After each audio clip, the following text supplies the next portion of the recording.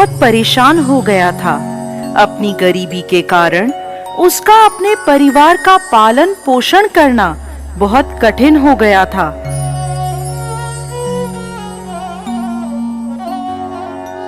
एक पत्नी और 2 पुत्रों के भरण पोषण के बोझ ने उसके मन में उथल पुथल मचा दी थी।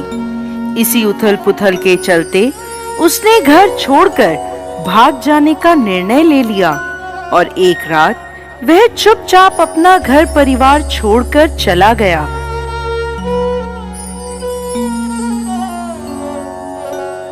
वो रात में बिना किसी मंजिल को निर्धारित किए चला जा रहा था।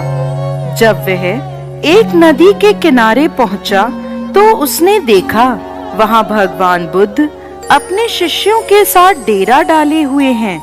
ये देख उसने निर्णय लिया कि वो सन्यासी हो जाएगा और भगवान बुद्ध का शिष्य बनकर उनके साथ ही विचरण करेगा। ये निर्णय लेकर वो भगवान बुद्ध के डेरे में जाकर उनके चरणों में गिर गया और उनसे विनती करने लगा कि वो उसे अपना शिष्य बनाकर अपने साथ ही रख ले। भगवान बुद्ध ने उस गरीब इंसान पर कृपा करके उसे अपना शिष्य बना लिया। उसके बाद जब भगवान बुद्ध का काफिला आगे बढ़ा तो वो भी उनके साथ ही चल पड़ा। गर्मी का महीना था।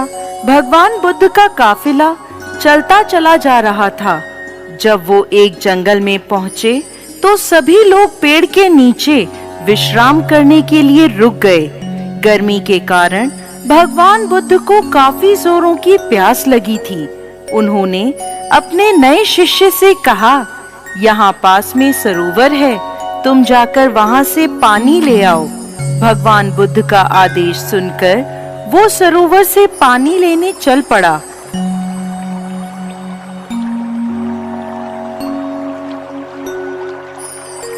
जब वह सरोवर के पास पहुंचा तो उसने देखा कुछ जंगली जानवर सरोवर में उधम मचा रहे हैं।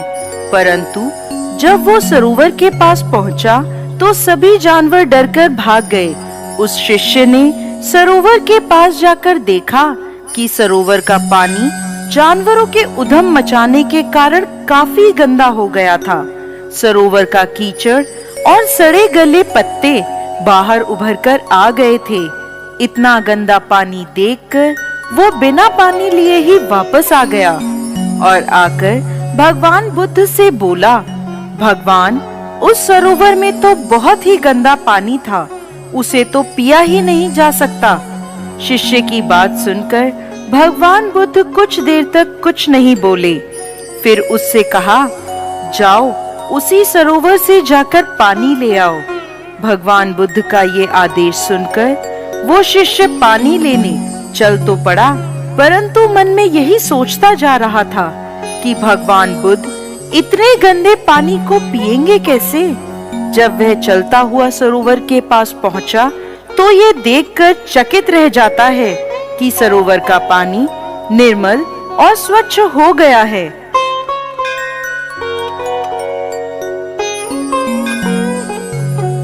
वह पानी लेकर भगवान बुद्ध के पास आता है और उनसे ये प्रश्न करता है कि थोड़ी ही देर में सरोवर का पानी इतना साफ कैसे हो गया।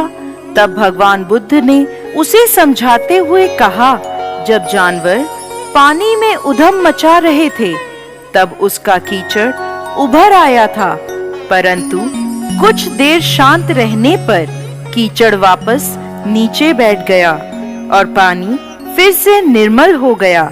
इसी प्रकार हमारे मन की भी स्थिति होती है।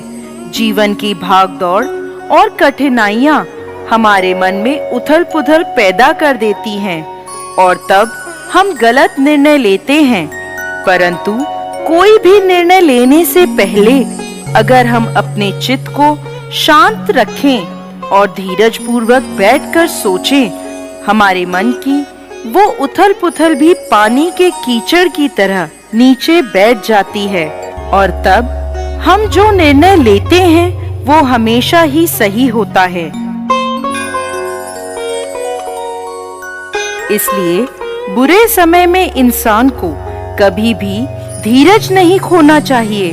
भगवान बुद्ध का ये उपदेश उसके समझ में आ जाता है और जब वो शांति से बैठकर सोचता है तो उसे ये आभास हो जाता है कि उसने घर छोड़कर गलत निर्णय लिया था और वो भगवान बुद्ध से आज्ञा लेकर अपने घर वापस चला जाता है।